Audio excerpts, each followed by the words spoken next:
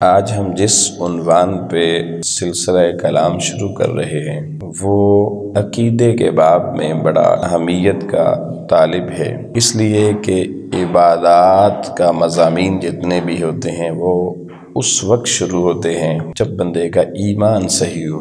عبادات بنیادی طور پر ایمان کے ارتقاء کا سفر ہوتا ہے، لیکن اٹ سیلف ایمان کیا چیز ہے، عبادت کا اس سے کوئی تعلق نہیں ہوتا۔ یہ بڑی سمجھنے والی بات ہے۔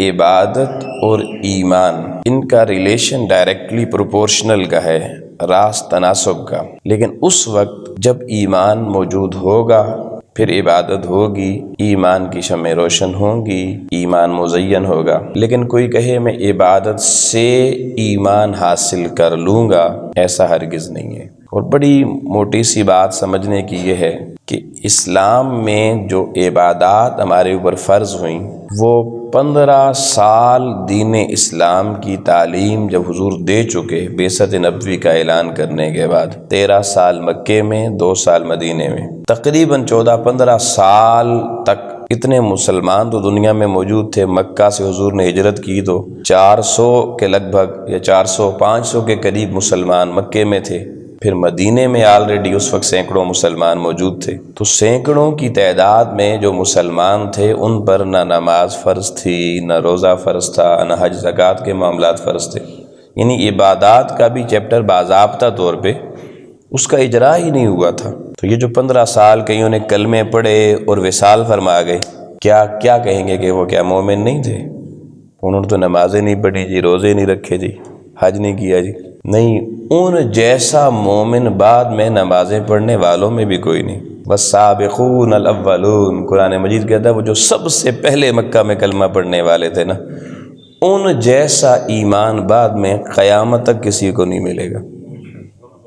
جو ایمان میں انہیں رتبہ درجہ ملا، اللہ کی حضوری کا جو مقام اور شان انہیں ملی، وہ بعد والوں کو نہیں ملے گی۔ تو ایمان تو مکے سے شروع ہو گیا نا، لوگ مومن بن گئے، 13 سال مکے میں رہے، پھر حضور کے ساتھ ہجرت کی، مدینے میں آ گئے، پھر 1.5 سال مدینے میں بھی گزارا۔ تو ان کا ایمان کامل ترین تھا، اور اس کامل ترین ایمان میں ابھی نماز کی فرضیت نہیں تھی، روزے کی فرضیت نہیں تھی۔ اب ہمارے ہاں مروجہ طریقہ دستور ہمارا یہ ہے کہ ایمان کا نہ تو کوئی پیرامیٹر ہے چیک کرنے کا ہمارے پاس، نہ ایمان کے حوالے سے کوئی محنت ہے۔ بس 2 صفات بچپن میں بچوں کو طرف یاد کروا دی جاتی ہیں، وہ بھی ساری زندگی انہیں ترجمہ نہیں پتہ ہوتا کہ یہ جو میں پڑھ رہا ہوں کیا پڑھ رہا ہوں، ایمان مفصل اور ایمان مجمل۔ اور بس وہ 2 صفتیں یاد ہوئیں، پھر ساتھ ہی نماز کا سبق شروع ہو گیا۔ نماز یاد کروائی، یاد ہوگی تو نماز پڑھنے کا طریقہ بتایا اور مصلی پہ کھڑا کر دیا، تھوڑا بڑا ہوا تو روزہ رکھوانا شروع کر دیا۔ ہماری ساری زندگی میں کہیں پر اٹ سیلف سیپریٹلی ایمان کا ٹاپک ہماری عمومی زندگی میں، معاشرتی زندگی میں، گھریلو زندگی میں کہیں پر بھی آپ کو یہ مضمون نظر ہی نہیں آئے گا۔ حالانکہ ایمان کامل لوگوں کا ہو گیا اور کمال ہو گیا نماز کے بغیر بھی، روزے کے بغیر بھی۔ روزے نماز کی اہمیت اپنی جگہ، وہ ہم اگلے مضامین میں اس پر آئیں گے، لیکن بنیادی طور پر ایمان جو ہے، اس ایمان کسی نماز کا محتاج نہیں ہے، یاد رکھنا۔ ایمان کسی روزے کا محتاج نہیں ہے۔ ہم نے تو ساری زندگی یہ سمجھا جو زیادہ نمازیں پڑھے وہ زیادہ بڑا مومن ہے، جو زیادہ روزے رکھے وہ زیادہ بڑا مومن ہے۔ اصل میں ایمان کا تعلق حضور نبی کریم صلی اللہ علیہ وآلہ وسلم کی رسالت اور اللہ کی توحید کو یقین محکم کے ساتھ اس طرح ماننا اور پہچاننا ہے کہ اس ماننے اور اس پہچاننے میں پھر زمانے کی کوئی صعوبت، سختی، مشکل، تکلیف، طوفان، بحران ایک منہ برابر بھی اس میں فرق نہ لا سکے، اس کو ایمان کہتے ہیں۔ اللہ کی توحید اور نبی کریم صلی اللہ علیہ وسلم کی رسالت ہو۔ اب اللہ کی توحید اور رسول کی رسالت، اس کو محکم طریقے سے سمجھنے، ماننے، پہچاننے کے لیے جو بنیادی چیز ضروری ہے اس کو عرف عام میں عقیدہ کہتے ہیں۔ عقائد کا تعلق عبادات سے نہیں ہے، عقائد کا تعلق اللہ کی توحید اور میرے نبی کریم علیہ السلام کی رسالت سے ہے۔ تو یہ عقیدے کا جو باب ہے اس پہ گفتگو تو ہمارے یہاں مروجہ ہوتی رہتی ہے، لیکن میں اس وقت باقی دنیا کی بات نہیں کرتا، ہم جو برِ صغیر سب کانٹیننٹ کے لوگ ہیں، کیونکہ ہمارا بہت زیادہ وقت ہندو دھرم کے ساتھ گزرا، دیگر دھرم سکھ وغیرہ ان کے ساتھ بھی گزرا ہمارے بڑوں کا، اور ہمیں انگریز سامراج نے بڑی محرومیوں کا شکار کیا۔ ان محرومیوں میں سے ایک محرومی یہ بھی ہمارے سامنے آئی کہ قرآن و حدیث سے عقیدے کا صحیح استدلال، قرآن و حدیث کی روشنی میں عقیدے کی اتھینٹسٹی، اس کو اپنی نسلوں کا سبق صحیح معنوں میں پڑھانے میں ہم سے کمزوری رہی، غلطی ہوئی، کوتاہی ہوئی، سستی ہوئی، جس کے نتیجے میں آپ پچھلے 50، 100، 150 سال میں دیکھیں، 1857 کے بعد یہ زوال شروع ہوا، کتنے نئے سلسلے آپ کے سامنے عقیدے کے حوالے سے آئے، جن کی رسالت کے حوالے سے وہ تصورات ہمارے آباء و اجداد والے نہیں تھے، توحید کے خود ساختہ تصورات آئے، رسالت کے حوالے سے خود ساختہ تصورات آئے، اور حضور نبی رحمت صلی اللہ علیہ وسلم کی ذات کو باعث نزاع بنایا گیا۔ اللہ کا کلمہ پڑھنا ہے تو جی فلانی جگہ پڑھنا ہے، فلانی جگہ نہیں پڑھنا، اونچا پڑھنا ہے، نیچے پڑھنا ہے، مصطفیٰ کریم پہ درود پڑھنا ہے تو کون سا پڑھنا ہے، کیسے پڑھنا ہے، اونچا پڑھنا ہے، نیچا پڑھنا ہے، اس پہ امت جھگڑا شروع کر دی۔ یہ جھگڑے کیوں شروع ہوئے؟ یہ وہ لوگ جو اس عقیدہ حق پر قائم تھے، سامراجی طاقتوں نے آ کر ان کو اس طرح سے صفحہ ہستی سے مٹانے کی کوشش کی اور ہماری آنکھوں سے ہٹانے کی کوشش کی کہ وہ جو دلائل و براہین کی دنیا قرآن و سنت اور قرآن و حدیث میں موجود تھی، اس سے ہم نے تعارض کیا۔ ہم آگے واقعات پہ، حکایات پہ، شعر و شاعری پر، اور صوفیاء 2-3 کے بس کلام لے کر ہم نے، لوگوں نے پوچھا جناب عقیدے کا مسئلہ، اور ہم نے کسی صوفی شاعر کا کلام سنا دیا۔ اب صوفی شاعر کا کلام اپنی جگہ معتبر، لیکن وہ قرآن تو نہیں تھا، وہ حدیث تو نہیں تھی۔ لوگوں نے اپنے عقیدے کا، نئی نسلوں نے سوال پوچھا تو سٹیج پہ بیٹھے ہوئے نے جناب آگے سے جناب ایسے ایسے شعر سنائے کہ نہ اگلوں کو سمجھا سکے، نہ اسے عقیدہ جوڑ سکے۔ مثلا کسی نے شعر پڑھ دیا، جی جس دل اندر عشق نہ رچیا کتے اس تو چنگے، مالک دے در راکھی کر دے صابر بھوکے ننگے۔ اب سوال بندے نے عقیدے کا کیا، اس کو آپ نے جب یہ شعر سنایا، اس نے کہا بھئی یہ کتے بیچ میں کدھر آگے دین میں، عقیدے میں۔ اس شعر کی اپنی اہمیت، اس کا انکار نہیں ہے، اس کی ایک وجہ تسمیہ ہے، لیکن میں یہ بتا رہا ہوں کہ عقیدے کا باب جو امت کو سکھانا تھا، اس کی جگہ جب اس شاعری نے لے لی اور حکایات نے لے لی، تو اصل جو عقیدے کی دلائل تھے وہ جب اوجھل ہوئے نظروں سے، تو آہستہ آہستہ ہماری صفوں سے انخلا شروع ہو گیا۔ ہماری صفوں سے لوگ نکل کے جو آج باقی عقیدے بنے ہوئے ہیں وہ کہاں سے آئے؟ وہ کل ہماری صفوں میں بیٹھنے والی نسلیں تھیں، آج ہم سے جدا ہو کے وہاں گئیں۔ کیوں گئیں؟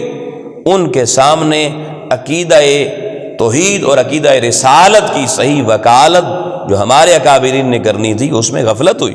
میں عمومی بات کر رہا ہوں، کوئی اسپیسیفک نہیں کر رہا، عمومی جنرلائز پیٹرن میں بات کر رہا ہوں۔ اس کا نتیجہ یہ نکلا کہ آج مدرسے اپنے بھی دیکھ لیں، اوروں کو بھی دیکھ لیں کتنے ہیں، مسجدیں اپنی بھی دیکھ لیں، اوروں کی بھی دیکھ لیں۔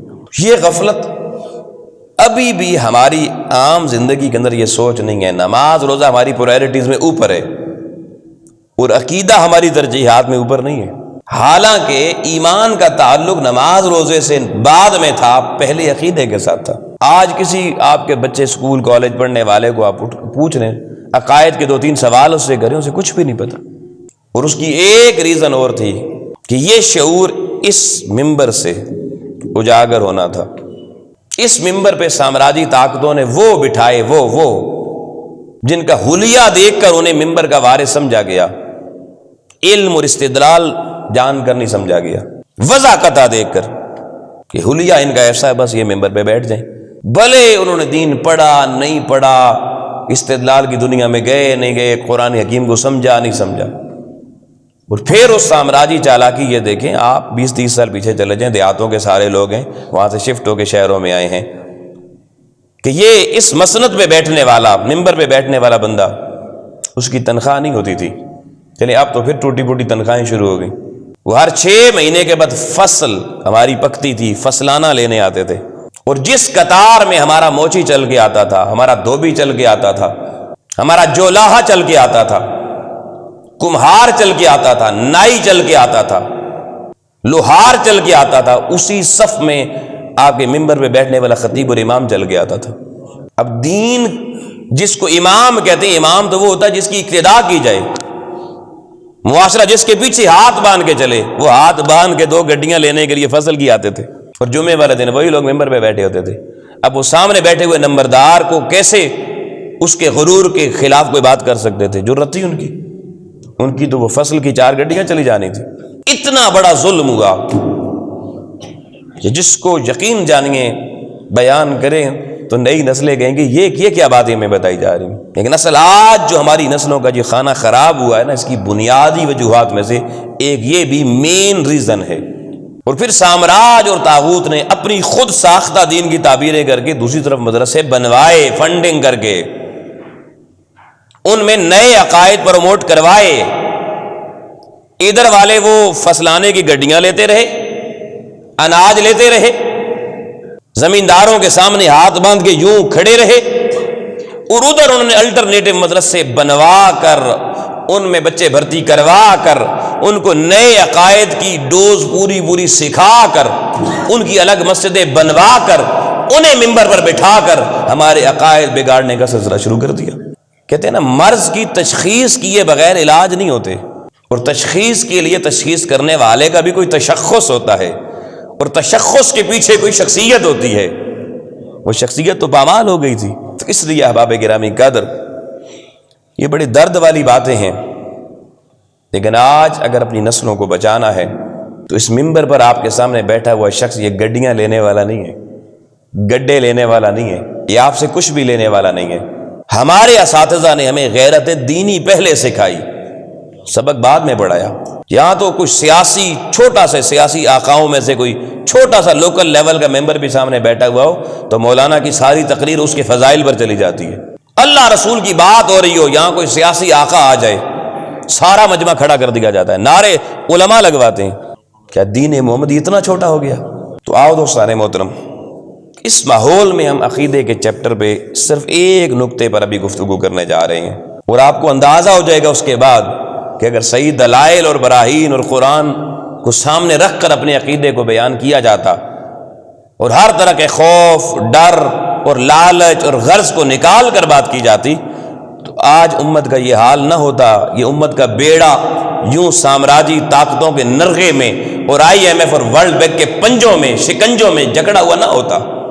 اور ابھی ہمارا حال کیا ہے وہ آپ دیکھ لیں، کتنے لوگ اس طرف آئے۔ اب تو ذہن اتنے پلوٹ کر دیے گئے، اتنے مادیت پسند کر دیے گئے، آلودگی ذہنوں میں پولوشن اتنا بھر گیا، سامراجی پولوشن، سوشل میڈیا کا پولوشن، کہ اس آلودگی کی ہواؤں نے اتنے ذہن آلودہ کر دیے ہیں کہ اب تو لوگ سننے کے لیے نئی نسلیں نہیں آتی۔ اس محلے میں کتنے سینکڑوں ہزاروں لوگ رہتے ہوں گے۔ اس وقت بھی جب مسجد میں ہم یہ گفتگو کر رہے ہیں، یہاں اڑوس پڑوس میں گھر میں ٹیلی ویژن چل رہے ہوں گے، ڈرامے چل رہے ہوں گے، بچے بیٹھے ہوئے جناب نوجوان نسلیں اینڈرائیڈ موبائل کھول کے بے حیائی دیکھ رہے ہوں گے، اور صرف کیونکہ ہمیں مسلمان ہی یہ سکھائی گئی کہ 2 بجے ٹھیک کیونکہ ٹائم ہے دوسری اذان کا، نماز جمعہ پڑھنی ہے۔ عقائد سے اتنا دور کیا گیا، اتنا غفلت اختیار کی گئی کہ صرف انہوں نے نماز کے لیے آنا ہے۔ دوسری طرف ہمارے پڑوس میں ایک ایسا مسلک ہے، ایک ایسا عقیدہ ہے، اب یہ بھی ایک بات تھوڑی سن لینا کہ ان کی اذانیں تو ہمارے مقابلے میں کم ہوتی ہیں، نمازیں بھی ہمارے مقابلے میں کم ہوتی ہیں، لیکن ان کی مجالس جس محلے میں ہو جائیں، جتنے اس عقیدے کے ماننے والے ہیں وہ گھروں کو تالا لگا کے جاتے ہیں۔ جس خاتون کا بچہ 40 دن کا ہو جائے اس کو بھی کہتے ہیں تو بھی لے کر آ جا۔ مائیں، بہنیں، بیٹیاں، بھائی، بزرگ، بوڑھے جو بھی ہیں، ان کو چھیڑ کے دیکھیں ان کے عقیدہ ان کی نسلوں کا کتنا پختہ ہوگا، کیونکہ وہ سنتے ہیں۔ انہوں نے نمازوں پہ محنت نہیں کی، یہ بھی بتاؤں، روزوں پہ محنت نہیں کی، صرف عقیدے پہ محنت کی اپنے۔ یہ میں ہرگز نہیں کہہ رہا کہ اب نمازیں چھوڑ دی جائیں، بھائی جب آئیں گے سنیں گے تو نماز تو پھر پڑھیں گے ہی نا، لیکن صرف نماز پر فوکس کریں گے تو یہ جو دین سننے سمجھنے والی باتیں ہیں، عقیدہ درست کرنے والی، یہ کس کو سنائیں گے؟ اس کے لیے دوستان محترم، جس طرح کل ایک اور ہمارے پڑوسی طبقے نے گھر گھر کا دروازہ کھٹکھٹا کے لوگوں کو دعوت دی اپنے عقیدے کی، آپ کو بھی ابھی یہ کام کرنا پڑے گا۔ اگر آپ چاہتے ہیں آپ کی نسلیں بچ جائیں تو یہ محنت آپ کو کرنی پڑے گی۔ اگر آپ نے ہم تو بس ٹھیک ہے نہا دھو کے جمعے والے دن آگے بیٹھ جائیں گے، بس ہماری تو اتنا ہی کام ہے، تو پھر آج جو آگ ساتھ والے گھر میں لگی ہوئی ہے کل آپ کا گھر بھی اس سے نہیں بچے گا۔ اس لیے کچھ ذمہ داری آپ کی بھی ہے، کیونکہ اب ہم جو گفتگو آج تو ہم صرف ابتدائیہ پیش کریں گے، اس پہ پراپر گفتگو اگلے جمعے سے ہم کریں گے دلائل کی روشنی میں۔ تو میں چاہتا ہوں آپ کو اگر میری بات سمجھ آ جائے، آپ تھوڑی محنت کریں اور لوگوں تک یہ پیغام پہنچائیں اور اپنی نسلوں کو یہاں بٹھائیں۔ مجھے اس سے کوئی غرض نہیں ہے کہ کوئی ایسا بچہ لے آئیں جو فلانے عقیدے کا، فلانے کی، جس کا مرضی ہو لے آئیں، اور اسے یہ بھی کہیں بھلے جمعہ پڑھے یا نہ پڑھے مگر سن کے جائے۔ ابھی ہماری دعوت صرف سننے کی ہے۔ اس کی غرض و غایت کیا ہے یہ آپ کو اس وقت سمجھ میں آئے گی جب نسلیں سن کے یہاں سے نکلیں گی، پھر دیکھنا وہ آپ کو کیا ریسپانس دیں گے۔ تو میں امید کروں گا کہ میری ان باتوں کو آپ یوز شدہ ٹیشو پیپر سمجھ کے کسی کوڑے کی نظر نہیں کریں گے اور اپنی ذمہ داری کا بھی کوئی احساس کریں گے۔ جیسے وہ کہتے ہیں نا، میں آج کل ہمارے ہاں موٹیویشنل سپیکرز بہت آ گئے ہیں۔ کل میں کسی موٹیویشنل سپیکر کی بات سن رہا تھا، وہ کہہ رہا تھا کہ ایک نسل اگر صحیح معاشی محنت کر لے نا جی، 7 نسلیں بیٹھ کے کھاتی ہیں جی، محنت نہیں کرنی پڑتی۔ تو بابا آپ ایک نسل اس عقیدے کی صحیح مہارتیں اپنی نسل تک پہنچانے کی محنت کر لیں، انشاءاللہ 7 پشتوں تک اس کا بھی فیض جائے گا، ان کے بھی عقیدے بچیں گے۔ دنیا معیشت پیسے کے لیے یہ دلائل دے رہی ہے، اور وہ جو موٹیویشنل سپیکر ہوتے ہیں وہ ہالز میں آپ کی نوجوان نسلوں کو بٹھاتے ہیں، 500,000 روپے کا ٹکٹ لے کے وہ بیٹھتے ہیں اور یہ باتیں سنتے ہیں، 7 نسلوں کو کمانا نہ پڑے۔ حالانکہ محبوب خدا نے فرمایا کہ الکاسب حبیب اللہ، ہر نسل ہاتھ سے کمائے گی تب اللہ کی دوستی ملے گی۔ وہ کہتے ہیں ایک اللہ کی دوست بن جائے، باقی 6 کو ضرورت نہیں ہے، پیسے بہت آ جائیں گے۔ وہ دنیا کے لیے یہ سبق دے رہے ہیں لوگوں، ہم دین و ایمان کے لیے یہ سبق نہیں دے سکتے، اور وہ ہزاروں روپے دے کر بچے وہاں بیٹھے ہیں، تو آپ اپنے بچوں کو یہاں مفت میں نہیں بٹھا سکتے۔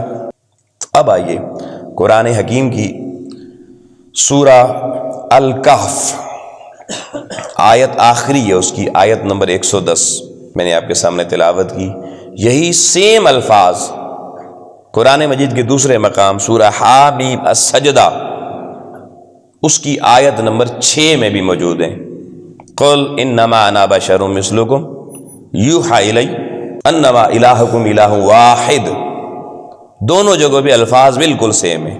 اب سوال یہ پیدا ہوتا ہے کہ اللہ کا کلام مہمل نہیں کہ سمجھ نہ آئے، اللہ کے کلام میں کوئی بات ادھوری نہیں کہ کسی اور سے پوچھنا پڑے پوری کر دو، اتنا کامل اور اتنا کمال والا کلام، اور رب العالمین کو یہ والی آیت قرآن میں 2 دفعہ کہنے کی ضرورت پیش کیوں آئی؟ ایک دفعہ کہہ دیتا۔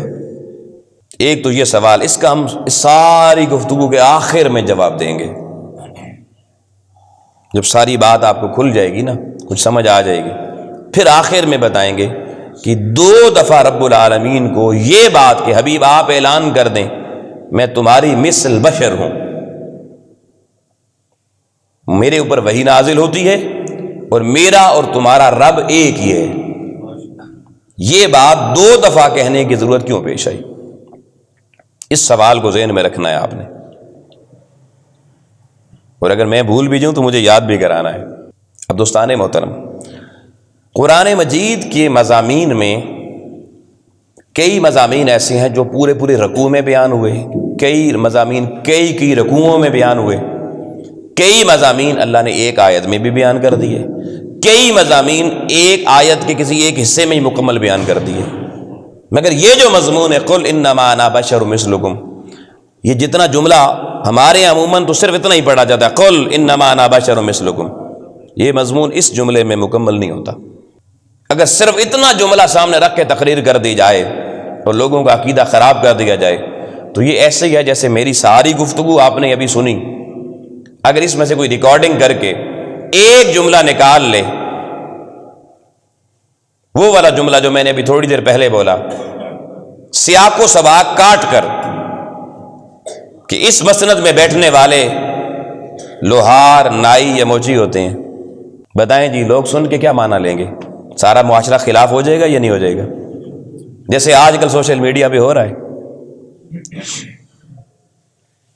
تو قرآن مجید کا بھی اگر آپ صرف کوئی ایک جملہ کاٹ کے اس پہ تقریر کر کے سیاق و سباق کے بغیر امت کو گمراہ کرنا چاہیں تو ہو سکتا ہے، اور لوگ کر رہے ہیں، اور یہ جملہ اس گمراہی کے لیے بڑی بنیاد بنایا جاتا ہے۔ قول انما انا بشر مثلکم، وہ قرآن میں لکھا ہوا ہے جی کہ حضور ہماری طرح ہیں۔ تو سیاق و سباق کا جاننا بہت ضروری ہوتا ہے، پس منظر کیا ہے، پیش منظر کیا ہے، تب مضمون سمجھ میں آتا ہے۔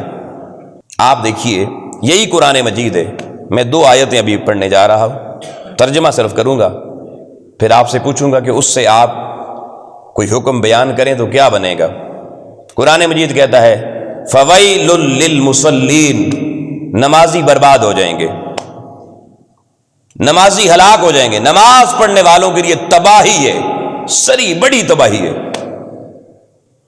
آپ اپنے بچے کو یہ آیت لکھ کے دیں، اسے کہیں بھائی اس پہ تقریر کرنی ہے، تو تقریر یہی بنے گی نا کہ جو نماز پڑھے گا وہ برباد ہوگا، تباہ ہوگا۔ تو معنی کیا نکلا کہ نماز تو نہیں پڑھنی چاہیے۔ اب اگر آپ انما انا بشر مثلکم کو سیاق و سباق سے ہٹا کے اس سے حضور کو اپنے جیسا بشر ثابت کرتے ہیں، تو پھر یہ بھی ثابت کیا کریں فویل للمصلین، نماز پڑھنے والا برباد ہو جائے گا۔ کیوں مسجد میں آئے بیٹھی؟ ایک اور آیت سنیے،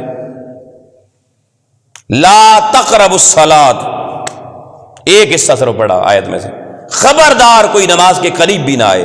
کس نے کہا؟ اللہ نے کہا، کوئی بندہ نماز کے قریب نہ آئے۔ تو آپ بندہ کوئی تقریر کر دے کہ جی قرآن میں لکھا ہوا ہے نماز کے تو قریب ہی نہیں جانا چاہیے، آپ کہتے ہیں پڑھو بھائی، کیوں پڑھے؟ اگر اس طرح سے احکام قرآن سے نکالنا شروع کر دیں تو بتائیں کیسا معاشرہ وجود میں آئے گا؟ کیا ہمارے بنیادی دینی جو احکام ہیں، مسائل ہیں، وہ پھر دھرتی پہ رہیں گے؟ تو اگر فوائل للمصلین، نمازی برباد ہو جائے گا، بیچارے نماز پڑھتے جو پڑھے گا وہ برباد ہو جائے گا۔ لا تقربوا الصلاۃ، خبردار نماز کے قریب نہ آنا، اللہ خود روک رہا ہے۔ اگر ان سے احکام اس طرح سے آپ قرآن کے سیاق و سباق سے ہٹ کے نکالنا شروع کر دیں پھر تو موج ہو گئی، اور اس طرح کا دین پیش کریں تو آپ کے سارے بچے آپ کو سلام کریں گے، کہیں گے ہن مزہ آیا نا جی، ایویں نماز ایویں ٹکرا۔ تو لوگوں جس طرح سے ان آیات کو سیاق و سباق سے کاٹ کے بیان کیا جائے تو دین سارا الٹ پلٹ ہو جائے گا۔ جب تک فوائل للمصلین کے ساتھ یہ نہ پڑھا جائے الذین هم عن صلاتهم ساہون، کہ اللہ کہہ رہا ہے وہ نمازی برباد ہوگا جو نماز میں کھڑا تھا مگر میرے لیے نہیں، مجھ سے غافل تھا، کسی اور کے لیے کھڑا تھا۔ الذین هم یراؤن، وہ صرف دنیا کو دکھانے کے لیے کہ میں بڑا نمازی حاجی ہوں، بس۔ وہ نمازی جو ریاکار اور مکار اور دھوکہ باز اور چالاک بن کے آئے گا وہ برباد ہو جائے گا۔ اب مضمون سمجھ میں آیا؟ لا تقربوا الصلاۃ الا وانتم سکارا، فرمایا خبردار نماز کے قریب نہ آنا اگر تم نشے کی حالت میں ہو۔ مضمون سمجھا دیا، نشہ حرام ہے، نشہ کر کے نماز حلال نہیں ہو سکتی۔ تو آپ دیکھیے نا، جب پس منظر یا پیش منظر پڑا تو سمجھ میں آئی کہ قرآن کا مضمون کہنا کیا چاہتا ہے اللہ پاک۔ تو قل انما انا بشر مثلکم، اس پہ ہم بڑی ڈیٹیل گفتگو کریں گے، اور پس منظر کے ساتھ بھی اور پیش منظر کے ساتھ بھی، تاکہ سمجھ میں آئے قرآن بتانا کیا چاہتا ہے۔ لیکن ابھی ایک نقطہ صرف بیان کرتے ہیں فی الحال، آج اس کو یہاں روک دیں گے مضمون کو۔ یہ لفظ بشر جو ہے، سوال پیدا یہ ہوتا ہے کیا بشر اس کو کہتے ہیں جو مٹی سے بنا؟ آپ لغت کی کوئی کتاب اٹھا لیں، ہم کھلے ذہن کے مالک ہیں، یہ نہیں کہتے ہماری لغت کی فلانی کتاب، وہ اٹھانا، صرف جو مرضی کتاب اٹھا لیں، لغت کی کتاب میں کھول کے بشر کا معنی دیکھیں، آپ کو لغت میں بشر کا معنی عربی لغت جو بھی اٹھائیں اس میں ملے گا ظاہر الجسم الانسان یا ظاہر الجسد الانسان، انسان کا جو ظاہری وجود جو اس آنکھ سے نظر آتا ہے اس کو بشر کہتے ہیں۔ اس میں مٹی کی کوئی شرط، خاک کی کوئی شرط، مگر بشر کو بھی دیکھنے کے لیے بشریت نہیں چاہیے، بشر کو دیکھنے کے لیے بھی آنکھ کا نور چاہیے، آنکھ کا، جس آنکھ میں نور نہ ہو وہ کبھی بشر کو تک،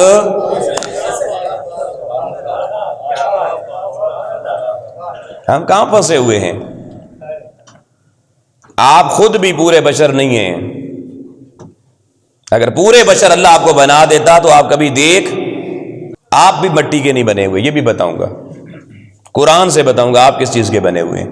تو لغت نے بتایا کہ ہر نظر آنے والے انسان کو، نظر آنے والی جو انسانی لبادے میں نظر آئے، انسانی شکل میں جو چیز نظر آئے اس کو بشر کہتے ہیں۔ اس کے لیے خاک کا ہونا یا مٹی کا ہونا شرط نہیں ہے۔ اب اس کے لیے قرآن سے ایک دلیل لے لیتے ہیں۔ مجھے یہ بتائیں، حضرت جبرائیل بشر ہیں یا نور ہیں؟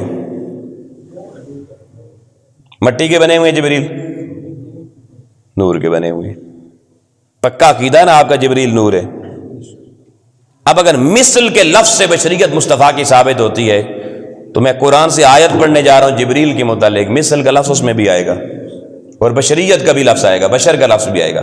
سورہ مریم، قرآن مجید کا سورہ، اس کی آیت نمبر 17 نمبر آیت ہے جی۔ آیت نمبر کون سی بتائی جی؟ 17 نمبر آیت جی، توجہ رکھنا، اور حوالے نوٹ کرنا، گھر میں جا کے کھول کے دیکھنا بھی۔ اللہ پاک نے فرمایا فَأَرْسَلْنَا إِلَيْهَا رُوحَنَا، ہم نے اپنی بندی حضرت مریم کی طرف اپنے روح الامین کو بھیجا، جبریل بھیجا۔ جبریل کس کے پاس آیا؟ حضرت مریم کے پاس۔ حضرت مریم نبی نہیں ہے، رسول نہیں ہے، ایک پیغمبر کی والدہ ہیں۔ جبریل حضرت مریم کے پاس آیا، سورہ مریم آیت نمبر 17، فَتَمَثَّلَ بَشَرًا سَوِيًّا۔ فَتَمَثَّلَ، وہ کس مثل میں آیا؟ بشرن، بشر کی مثل بن کے آیا۔ سویہ، آدھا بشر نہیں، پورا بشر تھا۔ سویہ کا معنی کامل ہوتا ہے، پورا ہوتا ہے، یعنی جبریل کے سر پر بال بھی تھے، جبریل کی کھوپڑی بھی تھی، جبریل کے 2 کان بھی تھے، جبریل کی پیشانی بھی تھی، جبریل کی ناک بھی تھی، جبریل کے ہونٹ بھی تھے، ہونٹوں کے اندر دانت بھی تھے، اندر زبان بھی تھی، ارے حلق بھی تھا، کندھے بھی تھے، بازو بھی تھے، ہاتھ بھی تھے، ارے ٹانگیں بھی تھی، پاؤں بھی تھے، تک بھی رہا تھا، سن بھی رہا تھا، بول بھی رہا تھا، چل بھی رہا تھا۔ قرآن کہتا ہے ہم نے مریم کے پاس فرشتہ نہیں، فرشتوں کا سید الملائکہ جبریل بھیجا اور پورا بشر بنا کر بھیجا۔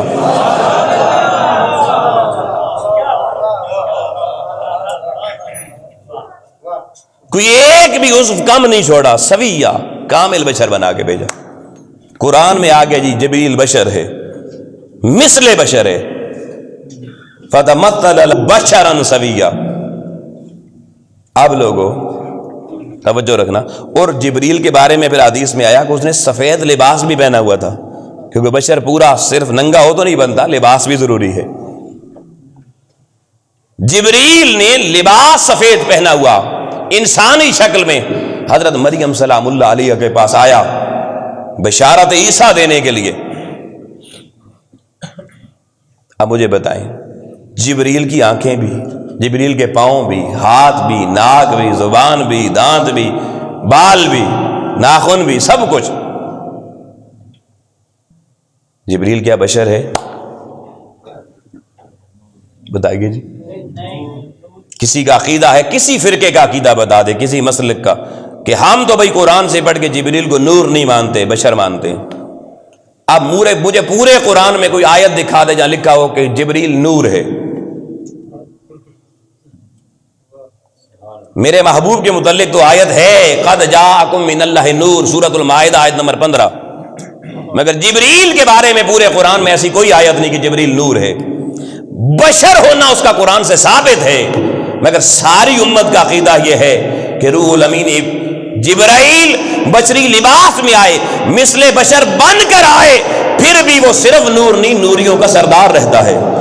آؤ لوگو، اگر جبریل مثل بشر بن کے دھرتی میں آئے، حضرت مریم سے کلام بھی کرے، سفید لباس بھی پہنا ہوا ہو، سارا انسانی شکل میں بھی ہو، تو اگر جبریل کی نورانیت پہ فرق نہیں پڑتا تو اللہ رب ذوالجلال کی عزت کی قسم مصطفیٰ بھی بشر کا لبادہ پہن کے مکے میں آ جائے، آپ کی نورانیت پہ بھی کوئی فرق نہیں پڑتا۔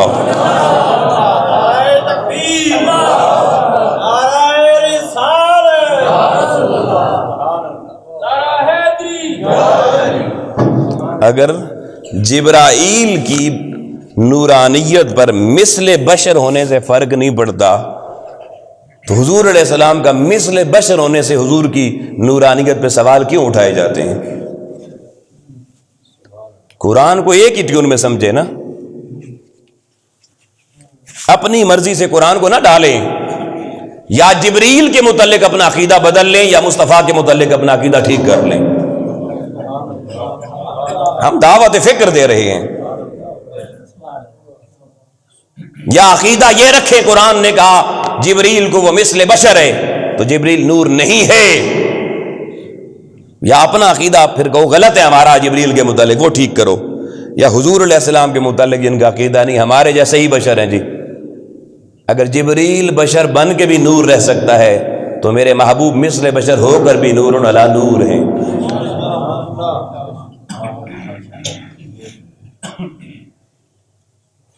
اب ایک سوال سامنے رکھ کے گفتگو روکوں گا۔ سوال یہ پیدا ہوتا ہے کہ حضور علیہ السلام، لغت نے بھی بتا دیا جو نظر آنے والا انسان ہوتا ہے وہ بشر ہوتا ہے، تو حضور علیہ السلام پیدا مکے میں ہوئے، نظر آئے یا نہیں آئے؟ آئے نا۔ حضور علیہ السلام کا بچپن لوگوں کے درمیان گزرا، لڑکپن لوگوں کے درمیان گزرا، جوانی لوگوں کے درمیان گزری۔ حضور علیہ السلام نے تجارت لوگوں کے ساتھ کی نا، انسانوں کے ساتھ کی، بازاروں میں حضور چلے، دعوت اسلام لے کر کافروں کے پاس گئے۔ کیا سارے مکہ والوں نے نہیں دیکھا ہوا تھا کہ حضور بشر ہیں؟ سب کو نظر آ رہے تھے نا، بچپن، لڑکپن، جوانی، خرید و فروخت، معاملات زندگی، رہن سہن، سونا جاگنا، شادی حضور نے اسی معاشرے میں کی۔ حضور کی بھی کوئی بارات ہوگی، حضور کا بھی کوئی ولیمہ ہوگا، حضور کے گھر میں بھی زوجہ آئیں، ازواج آئیں، بچے حضور کے ہوئے، بچیاں حضور کی ہوئیں، سارا کچھ مکہ والے دیکھ رہے تھے۔ اب سوال پیدا ہوتا ہے اللہ کو ضرورت کیا پڑ گئی کہ وہ 2 دفعہ قرآن میں کہے محبوب اعلان کر انما انا بشر مثلکم؟ یہ ضرورت کیوں محسوس ہوئی؟ آپ مجھے بتائیں، ابھی آپ میں سے یہاں سے ایک بندہ کھڑا ہو جائے میرے سامنے اور کھڑا ہو کے کہے پروفیسر صاحب میں نے کوئی اعلان کرنا، مجھے اجازت دیں، میں اس کو کہوں بھائی آگے آ جاؤ اعلان کرو، وہ اسپیکر پہ کھڑے ہو کے کہ حضرات ایک ضروری اعلان سنیں گے، میں پشاور سے چل کے یہاں پہنچا ہوں، بڑی مشکل سے آیا ہوں، اعلان یہ کرنا ہے کہ آج جمعۃ المبارک ہے، ابھی یہاں جمعے کی نماز پڑھی جائے گی۔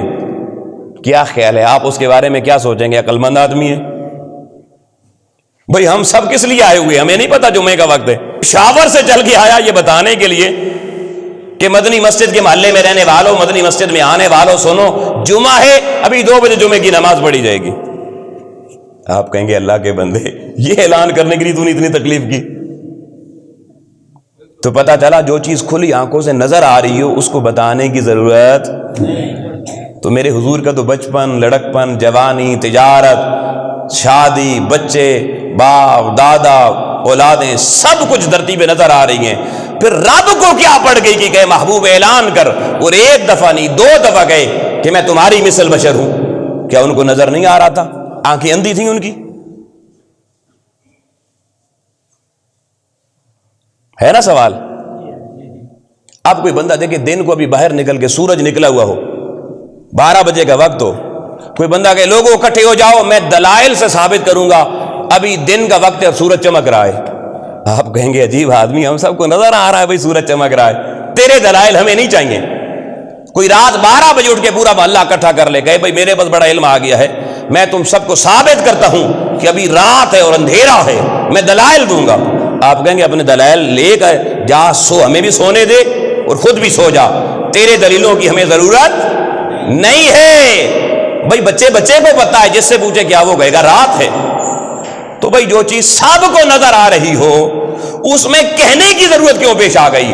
جب حضور علیہ السلام کی بشریت ساری دنیا کو نظر آ رہی تھی، سارے طور طریقے حضور کے بشروں والے تھے، تو سوال یہ پیدا ہوتا ہے کہ اللہ کو محبوب کو یہ کہنے کی ضرورت کیوں پیش آئی؟ سونیا اعلان کر میں تمہاری مثل بشر ہوں۔ ایک دفعہ نہیں، اعلان 2 دفعہ کروایا قرآن میں، 2 دفعہ کروایا۔ آؤ لوگو، اعلان کی ضرورت اس لیے پڑی کہ وہ حضور علیہ السلام کو تکتے تو تھے، بچپن بھی، لڑکپن بھی، جوانی بھی، تجارت بھی، معیشت بھی، بکریاں چرانا بھی، حضور علیہ السلام کا لوگوں سے ملنا ملانا، شادی کرنا، بچے بچیاں پیدا ہونا، سب کچھ تک کر بھی ان مکے مدینے والوں کو نظر آتا تھا حضور ہمارے جیسے نہیں ہیں۔ سب کچھ دیکھ کر بھی وہ کہتے تھے یہ کوئی اور ہے، یہ کوئی اور ہے، ہمارے جیسا نہیں ہے۔ جب ان کا عقیدہ ایسا بنا کہ حضور ہمارے جیسے نہیں اور حضور کو کوئی اور مخلوق سمجھنے لگے، اب ضرورت پڑی کہ محبوب اعلان کر، قل انما انا بشر مثلکم، کہ تم میرے جیسے تو نہیں ہو مگر میں تمہاری مثل بشر ہوں۔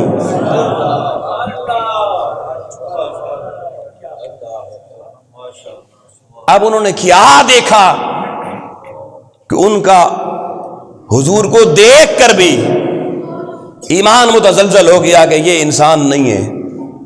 اس پہ انشاءاللہ تعالی ہم اگلے جمعے کو یہاں سے گفتگو شروع کریں گے۔